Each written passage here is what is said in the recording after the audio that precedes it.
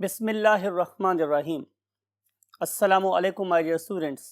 Lecture का आगाज़ करते हैं खूबसूरत दुआ के साथ, रब्बे ज़िदनी इल्मा। My dear students, last time हम लोगों ने पैटर्न ऑफ सेक्स डिटर्मिनेशन देखा था इन प्लांट्स। आज हम फर्दर अपनी स्टडी को कंटिन्यू करते हैं और स्टडी करते हैं एक नेक्स्ट टॉपिक है सेक्स लिंकेज इन ड्रोसोफिला। हम डिस्कस कर रहे हैं चैप्टर 22 और आज हम डिस्कस करेंगे उसका lecture number 17। So let's go to the white board. Yes my dear students, sex linkage in Drosophila. आप लोगों की बुक इस टॉपिक को कुछ इस तरह शुरू कर रही है। यू नो वेरी वेल, हम इस साइंटिस्ट का नाम पहले से जानते हैं, जनाब the great Thomas Hunt Morgan. और he was basically doing experiments in support of chromosomal theory of inheritance. ये सारी बातें भी आप लोगों के साथ पहले हो चुकी हैं। अगर नहीं आपको याद हैं तो थोड़े से माजी के झरोकों में झांके अपनी बुक के कुछ पेजेस रोल बैक करें और देखें कि हमने क्रोमोसोमल थ्योरी ऑफ इनहेरिटेंस में थॉमस हंट मॉर्गन के काम को किस तरह से स्टडी किया था। तो बात हो रही है माय डियर स्टूडेंट्स कि उन्होंने 1910 में थॉमस हंट मॉर्गन ने एक्सपेरिमेंट किए in the support of chromosomal theory of inheritance. इसी दौरान में उन लोगों ने different traits of Drosophila study किए। खास तौर पे जो कंट्रीब्यूशन उनकी है वो ये था कि they determined what the presence of sex chromosomes in drosophila. तो इस पर्टिकुलर क्रोमोसोम को आइडेंटिफाई उन्होंने नहीं किया, बल्कि उस पर्टिकुलर क्रोमोसोम के साथ जो एसोसिएटेड ट्रेट्स थे उन्होंने उसकी लिंकेज को भी स्टडी किया, और वही बेसिकली हमारा आज का टॉपिक भी है, राइट। तो बात हम करेंगे जॉन ग्रेगर मेंडल। उन्होंने क्या किया था? उन्होंने इस्तेमाल किया था एक प्लांट, पाइसम सैटिवम, राइट। लेकिन थॉमस एंड मॉर्गन ने इस दफ़ा प्लांट को इस्तेमाल नहीं किया बल्कि एक एनिमल को इस्तेमाल किया। तो देखते हैं कि उन्होंने एक्सपेरिमेंटल एनिमल कौन सा सिलेक्ट किया था। तो पता है, आप लोग पहले से पढ़ के आए हैं, excellent. That is Drosophila melanogaster. It is the beloved organism, research organism of the genetics. Why? इसको स्टार्ट किया था थॉमस एंड मॉर्गन ने, लेकिन अब भी जेनेटिक्स का एक बहुत ही महबूब ऑर्गेनिज्म है to carry out the process of research in terms of genetics. आखिर ड्रोसोफिला ही क्यों? तो उसकी कुछ रीज़न है जो आपकी बुक के येलो बॉक्स में गिवन है, उनको हम स्टडी करते हैं। तो जो सबसे पहली बात हमारे स्टूडेंट्स कि अगर आप इस पर्टिकुलर वीडियो को देखें तो आपको नज़र आ रहा है कि देर आर सम फ्लाइज जो इन रॉटिंग फ्रूट्स के ऊपर होवरिंग कर रही हैं, मुंडला रही हैं, रोम अबाउट, ठीक है, फ्लाई हेयर एंड देयर। और अगर आप देखें तो ये आपको हर किसी ऐसी जगह पे नज़र आ सकती है जहाँ पे फ्रूट का बिजनेस हो रहा है। ये फ्रूट मंडी भी हो सकती है, कोई फ्रूट की दुकान भी हो सकती है, और ऐसा भी हो सकता है कि फ्रूट बास्केट जो आप अपने किचन में रखी हुई है उसके ऊपर भी आपको ये वाली फ्लाई मंडलाती हुई नज़र आ सकती है। This very beautiful small size red eye fly is basically Drosophila melanogaster. तो चूंकि ये बहुत आसानी से कैप्चर की जा सकती है, पकड़ी जा सकती है, तो लिहाजा थॉमस एंड मॉर्गन ने इसी को सिलेक्ट किया for the study of its, you can से, रिसर्च इन जेनेटिक्स। तो पहली बात हमारे पास ये थी कि ये हमारे पास जो फ्लाइज हैं they can be seen very very easily on rotting fruit, या रॉटन या रॉटिंग, वो दोनों वर्ड ले सकते हैं। तो ये आप लोगों को इन पर्टिकुलर गलते सड़ते फलों के ऊपर नजर आ सकती है। सेकेंड थिंग ये है स्टूडेंट्स के it is not that very active, right. तो इसको कैप्चर करना बहुत आसान है। It was very easy to capture, ठीक है। It can easily collected and captured, right. उसके बाद अगली बात जो हमारे स्टूडेंट्स वो ये है कि इनको पालना बहुत आसान है। They can be cultured very easily. और अगर आप लोगों ने इसको कल्चर करना है तो इसका सिंपल सा तरीका क्या हो सकता है कि आप एक बनाना लें, उसे आप मस लें, राइट, उसे आप क्रश कर लें, और क्रश करने के बाद उसे एक जैम की बॉटल में रख दें। तो बहुत आसानी से ये वाली flies those have got very sensitive, you can से, sense of smell particular towards the banana. तो ये खिंची चली आती है फ्लाई टुवर्ड्स द बनाना। तो इसीलिए they can be cultured very easily on you can say mashed on mashed banana. तो इसको मैश बनाना के ऊपर कल्चर करना बहुत ज़्यादा आसान है। लेकिन अगर आपके पास कोई ऐसा फ्रूट है, कोई ऐसा मौसम है कि जहाँ पे आपके पास बनाना अवेलेबल नहीं है, तो ज़रूरी नहीं है आप लोग इसे किसी और फ्रूट के ऊपर भी कल्चर कर सकते हैं बड़ी आसानी के साथ, and on any other fruit. यानी कि ये बेसिकली एक फ्रूगीवोर है। जब मैं वर्ड यूज़ करता हूँ फ्रूगीवोर, तो इसका मतलब ये है कि ये फ्रूट लविंग है, ये फ्रूट में से सैप को पीती रहती है, ठीक है। फिर अगली बात ये है कि it is not that very choosy organism. इसके लिए हमें कोई स्पेसिफिक किस्म के बड़े बड़े केजेस नहीं बनाने पड़ते हैं इसको रखने के लिए, बल्कि सिंपली जैसे मैंने बोला, आप एक मैश बना लें और आप उसे जैम की बॉटल में या मार्मलेट की बॉटल में रखें तो ये आसानी से हैप्पीली ग्रो करती है, उसको कोई ऐसी प्रॉब्लम नहीं होती। तो ये लिखते हैं बात यहाँ पर कि it lives very happily, it lives very happily in glass bottles। हाँ, ये है कि नहीं, शीशे का घर पसंद होता है वैसे। Glass bottles of jams and मार्मलेट्स।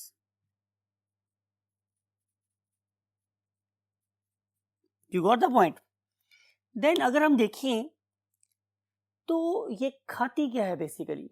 सवाल ये है कि अगर ये वाली फ्रूट फ्लाई बड़ी आसानी से बनाना के ऊपर आगे ग्रो करती है, और पर्टिकुलरली आपको याद होगा मैंने वर्ड यूज़ किया है रॉटन, ये रॉटिंग, तो बेसिकली वो वहाँ से क्या खा रही होती है। तो आंसर ये है कि हम लिखते हैं, आप लोगों ने टॉपिक सबसे पहले न्यूट्रिशन, तो it basically feed on yeast.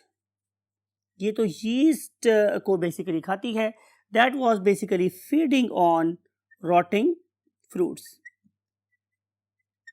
तो हमारे गलते सड़ते हुए फ्रूट्स के ऊपर ग्रो करती है एक fungus, you know very well, उस फंगस का नाम है saccharomyces cerevisiae, also known as yeast.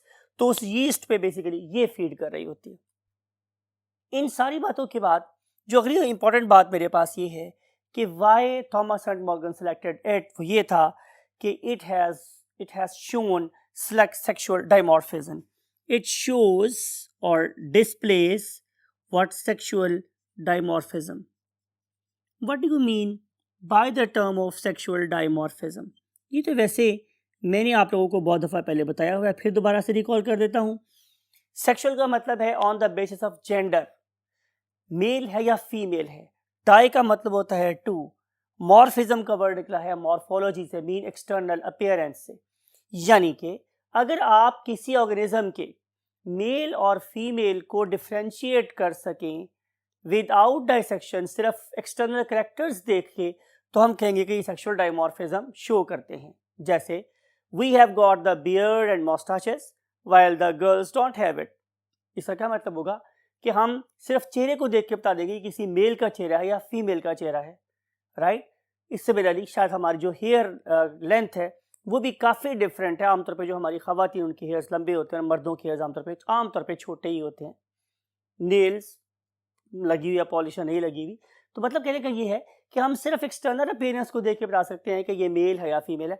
तो ऐसे ही फीचर हमें अपनी इस ऑर्गेनिज्म में नजर आते हैं जिसका नाम है ड्रोसोफिला मेलानोगास्टर। आइए देखते हैं कि इन दोनों ऑर्गेनिज्म के अंदर सेक्सुअल डायमॉर्फिज्म किस किस पॉइंट पे देखा जा सकता है। इसके लिए we have to go to the next part of the board.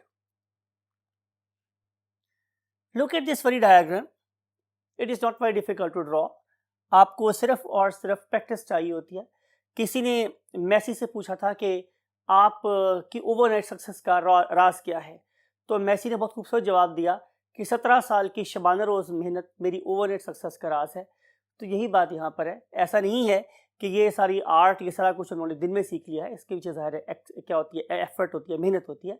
तो इससे जितने टाइम में मैंने इसको इतने बड़े बोर्ड पे बनाया है, आप इससे हाफ से भी कम टाइम में पेपर में ड्रॉ कर सकते हैं। सो बी कॉन्फिडेंट। ऐसा नहीं है कि आप किसी चीज़ को बनाने के लिए, सीखने के लिए ज़िंदगी में मेहनत करें तो वो मेहनत आपके काम नहीं आती। तो बात आपके पास ये हो रही थी कि ये डायग्राम आपको इस पर्टिकुलर ड्रोसोफिला मेलानोगास्टर की एक्सटर्नल फीचर्स को शो करने के लिए बनाई गई है। For example look at this, कि आपको नज़र आ रहा होगा कि ये जो यू कैन से ऑर्गेनिज्म है, it is smaller in size, ये साइज में छोटा है, ठीक है।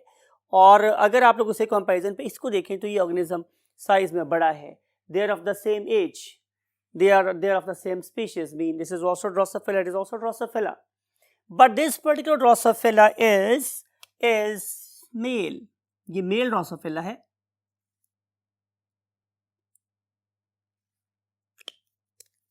It is a male Drosophila.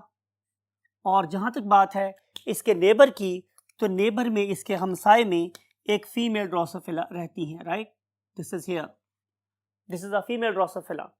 अब आप देख सकते हैं कि जो मेल ड्रोसोफिला है वो साइज में छोटा है और फीमेल ड्रोसोफिला जो है साइज में बड़ी होती है।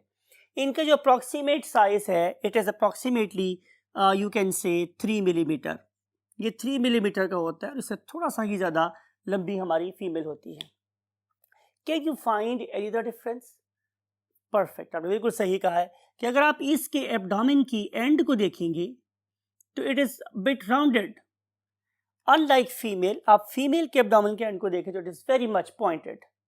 तो आप इन दो डिफरेंसेस को देख के बता सकते हैं कि ये मेल है या फीमेल है। पहला क्या था मेरे पास? साइज, मेल छोटा होगा, फीमेल बड़ी होगी। मेल का जो एब्डोमेन है वो क्या है? राउंडेड होता है, लेकिन जो फीमेल का एब्डोमिनल एंड है इट इज पॉइंटेड वन। फिर तीसरा डिफरेंस जो आपको यहाँ पे नजर आ रहा है वो ये है कि इस पर्टिकुलर मेल के सबसे आगे वाले एंटीना पे एक सेक्स कॉम्ब लगी हुई होती है, जो डेफिनेटली आपको यहाँ पे नजर नहीं आ रही। It may be use perhaps for the grabbing of the organism.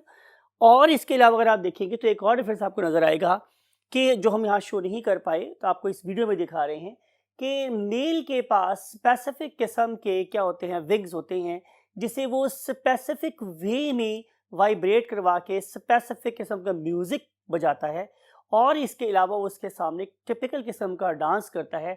This behaviour is called as a courtship behaviour. और उसके बाद यू कैन से कि जनरेशन नेक्स्ट स्टार्ट होती है। तो ये जो फीचर है presence of very very specific wings, ये सिर्फ और सिर्फ मेल में नजर आते हैं हम लोगों को, फीमेल में नजर नहीं आते।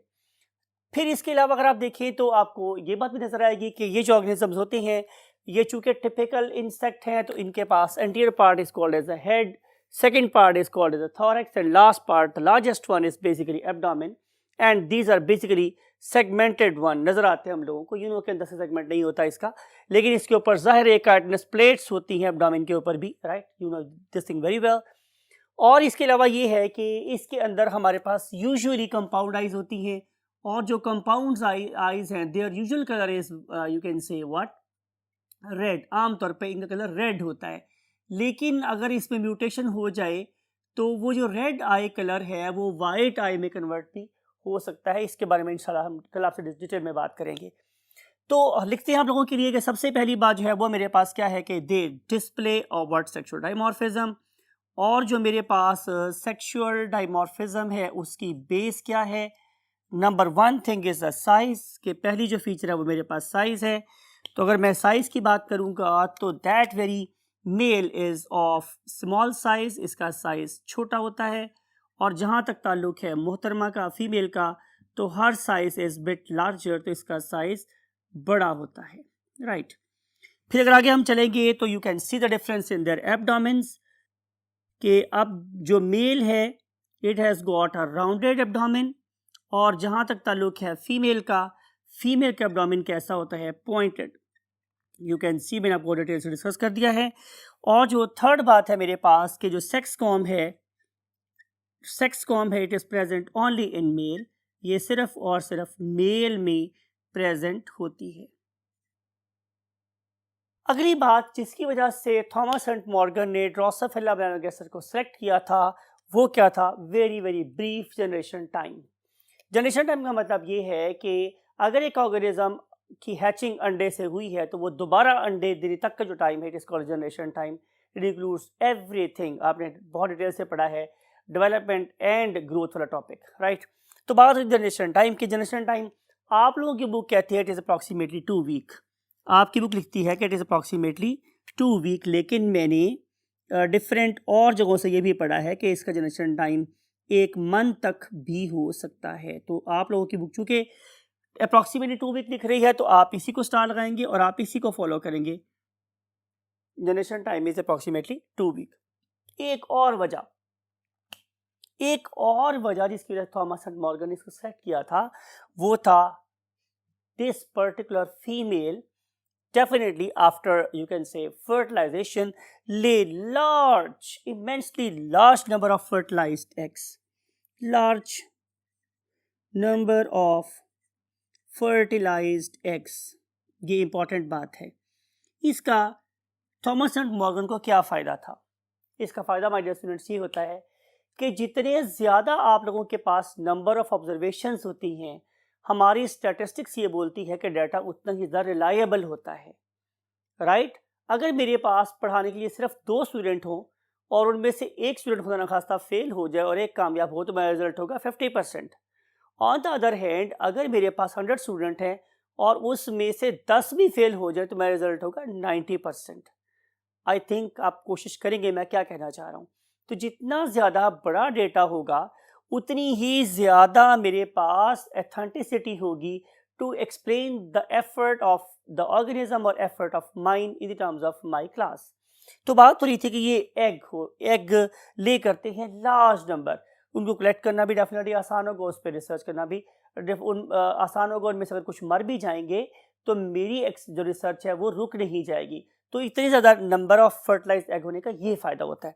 फिर हम चलते हैं अगली बात पर कि सिर्फ और सिर्फ फर्टिलाइज एग को ले करने के बाद इनको रेस करना, मीन इनसे आगे जो हैचिंग का जो प्रोसेस होता है, it is again not that much attention you can से सीकिंग। ये नहीं होता कि हम बहुत ज़्यादा तवज्जो दें, बड़ा अच्छा एनवायरनमेंट प्रोवाइड करें, नॉट एट ऑल। ये एक बहुत वाइल्ड ऑर्गेनिज्म है, तो ये बहुत रफ एंड टफ एनवायरनमेंट में भी सक्सेसफुल हैचिंग करता है। और उसके बाद उन पर्टिकुलर जो हैचिंग्स हैं उनके अंदर भी हम, चूँकि वो लार्ज नंबर है, हम अपने मुख्तलिफ जो पैरामीटर्स हैं स्टैटिस्टिक्स के, उनको अप्लाई करने के बाद एक रिलायबल रिजल्ट तक पहुँच सकते हैं। अब हम मूव करते हैं नेक्स्ट थिंग में और देखते हैं कि थॉमस एंड मॉर्गन ने और क्या देखा। So let's move to the next 1/3 of the board. Yes my dear students, बात आपसे कर रहे हैं कि this organism is very very perfect for genetic study. उसकी अगली रीज़न मेरे पास क्या है, लिखा है मैंने आपके लिए प्रॉपर यहाँ पे एक हेडिंग लगा दिया है कि it is a very very perfect organism for genetic study. आप पूछेंगे वाई, आखिर ऐसा क्यों है? 2 बार तो आपको बता दी हैं हम लोगों ने, लेकिन हम इस वक्त हम फोकस कर रहे हैं अपने ट्रेड्स को। आपको याद है कि हम लोग हमेशा कंट्रास्टिंग ट्रेड्स को फोकस कर रहे होते हैं, टॉल वर्सेस ड्वार्फ। हम फोकस कर रहे होते हैं red eye versus white eye. हम फोकस कर रहे होते हैं apical flower versus what axillary flower. हम देख रहे होते हैं constituted pod versus inflated pod. तो हमारे लिए परफेक्ट ऑर्गेनिज्म वो होगा कि जिसके पास more number of contrasting traits होंगे, राइट माय डियर स्टूडेंट्स। तो ऐसा ही थॉमस एंड मॉर्गन ने भी ऑब्जर्व किया। जब वो इस रिसर्च में पढ़े और उनके साथ और लोग इस काफिले में शामिल होते गए, तो उन्होंने अप्रॉक्सीमेटली 85 कंट्रास्टिंग ट्रेड्स ढूंढ निकाले। और उन्होंने नॉट ओनली इनको ढूंढ निकाला, बल्कि वो अपनी इस रिसर्च में इतने ज़्यादा इंटरेस्टेड हुए कि उन्होंने इन सारे के सारे 85 you can say contrasting traits के इनहेरिटेंस पैटर्न को भी डिस्क्राइब कर दिया। तो look at the level of commitment of our forefathers. तो लिखते हैं आप लोगों के लिए कि they hunted what 85 contrasting traits, right. Not only in लोगों उन्होंने इसको फाइंड कर लिया, बल्कि जो इंपॉर्टेंट बात यह है कि उन्होंने उनकी इनहेरिटेंस पैटर्न को भी डिस्क्राइब कर दिया, राइट। तो ये एक बहुत ही, मेरे ख्याल में तो एक बहुत ही रिमार्केबल अचीवमेंट है to find and then study its pattern. फिर उसके बाद माय डियर स्टूडेंट्स क्या था कि लार्वी इसके बड़े शानदार निकलते थे। जब मैं बात कर रहा हूँ इसके लार्वी के शानदार होने की, तो इसका मतलब वही है कि इनको स्टडी करना आसान होता है। व्हेन वी से कि इनको स्टडी करना आसान है, तो इससे क्या मुराद है? इससे मुराद हमारे पास ये है हमारे स्टूडेंट्स कि लार्वी का नंबर ज़्यादा है। Larvae definitely they will large in number, तो नंबर इज़ हायर, काफ़ी ज़्यादा अमाउंट में तादाद में पैदा होते हैं। और फिर दूसरी बात यह है कि इन ऑर्गेनिज्म मीन जो लार्वी है, they are very easy to dissect, very easy to carry out dissection. इनको डाइसेक्ट करना आसान है। How we can carry out इस डाइसेक्शन, उसके लिए हमें चाहिए है ज़ाहिर है एक larvae. Look at this organism, ये हमारे ड्रोसोफिला मेलानोगास्टर का बहुत ही खूबसूरत सा वाइट लार्वी है। और हम क्या करते हैं, इनको वही एक रॉटन यू कैन से फ्रूट की ट्रे रखते हैं, उसके ऊपर आकर ये जो ड्रोसोफिला मेलानोगास्टर है ये एग ले करती है, और कुछ ही दिनों के बाद आपको उसमें ये लार्वी चलते हुए नजर आते हैं। You can C in this video. फिर आपको नजर ये आ रहा है कि हम इन लार्वी को पैक करते हैं, और पैक करने के बाद हम इस्तेमाल करते हैं 2 डाइसेक्टिंग नीडल्स। ये आपको नजर आ रही है यहाँ पे दो डाइसेक्टिंग नीडल्स। और फिर हम क्या करते हैं कि हम इस पर्टिकुलर लार्वी को रखते हैं इस पर्टिकुलर माइक्रोस्कोप की स्टेज पर, जिसका नाम होता है dissection microscope. Then we just place these two needles in this position and then drag them apart, और उसके रिजल्ट में ये आसानी से डायसेक्ट हो जाता है। सवाल ये है कि हम इस पर्टिकुलर आर्मी को डायसेक्ट करना क्यों चाहते हैं? बिकॉज कि हम निकालना चाहते हैं, एक्सट्रैक्ट करना चाहते हैं उसका एक बहुत ही important gland, and that very gland is called as salivary gland. Is called as what? Salivary gland. अगली बात यह है कि ये स्लाइवरी ग्लैंड हमें दिखता कैसा है, तो लुक एट दिस।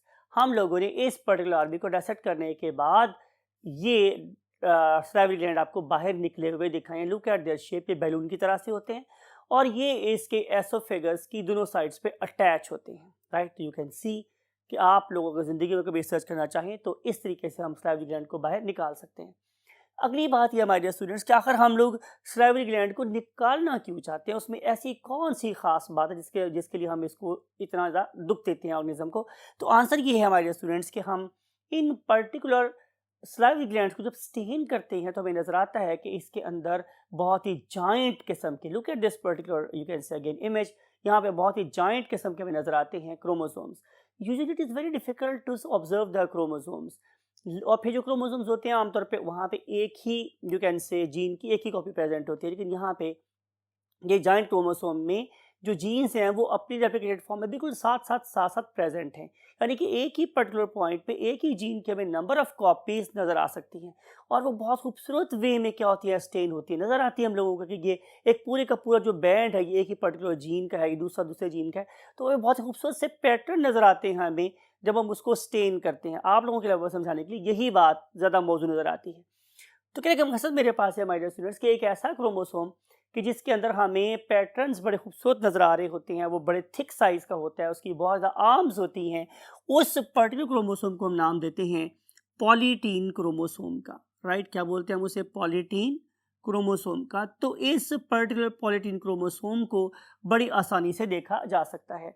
मज़ीद ये माय डियर स्टूडेंट्स कि जब हम इनके नॉर्मल सोमैटिक सेल्स को देखते हैं तो ये पता चलता है कि इनके अंदर 4 पेयर्स ऑफ क्रोमोसोम्स हैं। क्या हैं? 4 पेयर्स ऑफ क्रोमोसोम्स हैं। यानी कि अगर मैं आप लोगों के लिए ये इमेज लगवा रहा हूँ, आप देखेंगे तो यहाँ पे 3 पेयर क्रोमोसोम के ऐसे हैं जो मेल और फीमेल में बिल्कुल एक जैसे हैं। आपको पता है उन्हें हम क्या बोलते हैं? एक्सेलेंट, उन्हें बोलते हैं ऑटोसोम। तो इनमें से जो 3 पेयर्स हैं they are called as what? Autosomes. लेकिन इनका जो 4th पेयर है वो मेल के केस में कैसा है? XY है। यानी कि लुक एट दिस डायग्राम कि X क्रोमोसोम बड़ा है और Y क्रोमोसोम उससे काफ़ी छोटा है। जहाँ तक ताल्लुक है फीमेल का, it is basically showing XX chromosome as a 4th pair. तो इन 8 क्रोमोसोम को स्टडी करना आसान है एज कम्पेयर टू कि मैं 46 क्रोमोसोम देख रहा हूँ, राइट। तो इन सारे फीचर्स की वजह से थॉमस एंड मॉर्गन ने ड्रोसोफिला मेलानोगास्टर को यूज़ किया एज एस एक्सपेरिमेंटल एनिमल। फिर हमने एक प्रोग्राम शुरू किया जेनेटिक्स में, उसका नाम था ह्यूमन जीनोम प्रोजेक्ट। उस ह्यूमन जीनोम प्रोजेक्ट के अंदर हम लोगों ने डिफरेंट ऑर्गेनिजम्स को अपनी यू कैन से जीनोमिक कंपैरिजन के लिए स्टडी किया। उसमें एक ऑर्गेनिज्म ये भी था, that is Drosophila melanogaster, right. तो इस पर्टिकुलर ऑर्गेनिज्म का भी हमने पूरे का पूरा एंटायर जीनोमिक सीक्वेंस कर लिया है, राइट।